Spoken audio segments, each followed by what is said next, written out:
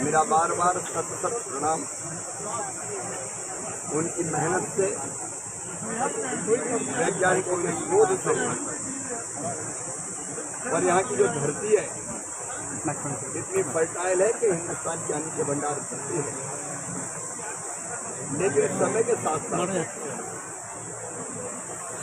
खेती बाड़ी में उत्पादन बढ़ता रहे, लागत घटती रहे,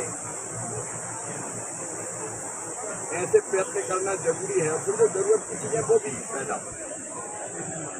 आज भारत के अन्न के भंडार भरे हैं, हम दुनिया में भी एक्सपोर्ट करने की स्थिति में, लेकिन किसी क्षेत्र में सुधार और किसानों को और कैसे लाभ मिल सके ये प्रयत्न करना आवश्यक है। इसलिए विकसित कृषि संकल्प अभियान के तहत हमारा मंत्र है एक देश,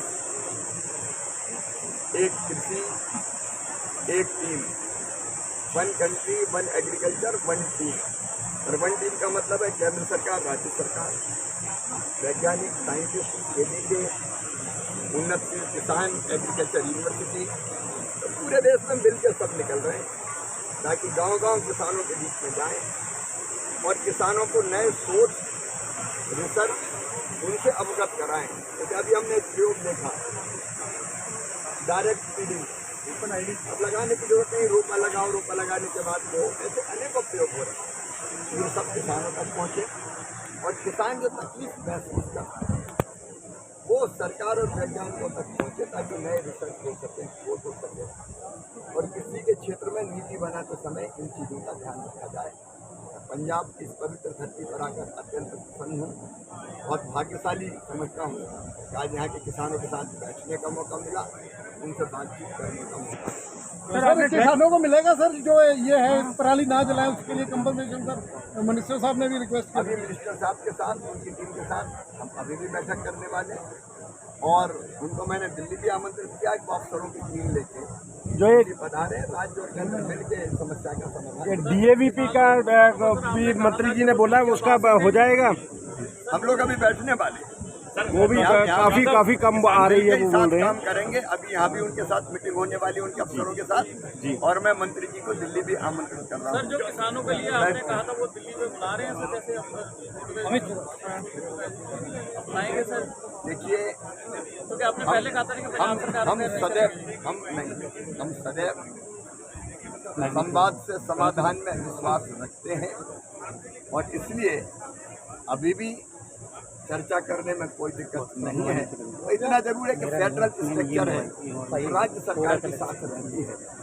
हाँ, राज्य सरकार को अलग करके चर्चा करो, ये बात हमारे संघीय ढांचे में उचित नहीं लगती, क्योंकि इम्प्लीमेंट कई चीज़ें राज्य सरकार करती है। इसलिए चर्चा और बातचीत साथ साथ होनी चाहिए। आपने सिंधु जल समझौते के बारे में एक सवाल पूछा था।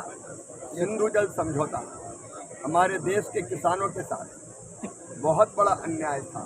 पानी हमारा, नदियां हमारे यहाँ से निकलती है, सिंधु, झेलम, चुनाव, इनका पानी 80% से ज़्यादा पाकिस्तान को दे दिया और केवल पानी नहीं दिया।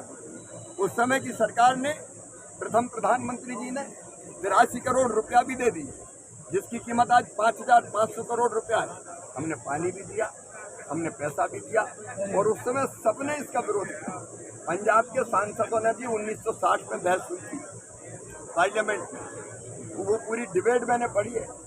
कांग्रेस के सांसदों ने भी संधि का विरोध किया कि ये पंजाब के साथ, हरियाणा के साथ, राजस्थान के साथ न्याय नहीं है, ये समझौता मत कीजिए। लेकिन पंडित जी ने, उस समय नेहरू जी ने कहा कि हम शांति खरीद रहे हैं। शांति मिली नहीं, खून बह रहा है और पानी भी जा रहा है। और इसलिए प्रधानमंत्री जी के नेतृत्व में ये फैसला हुआ है, हमारा पानी हमारे लिए। पंजाब में पानी जमीन के नीचे जा रहा है, हरियाणा पानी के लिए परेशान है।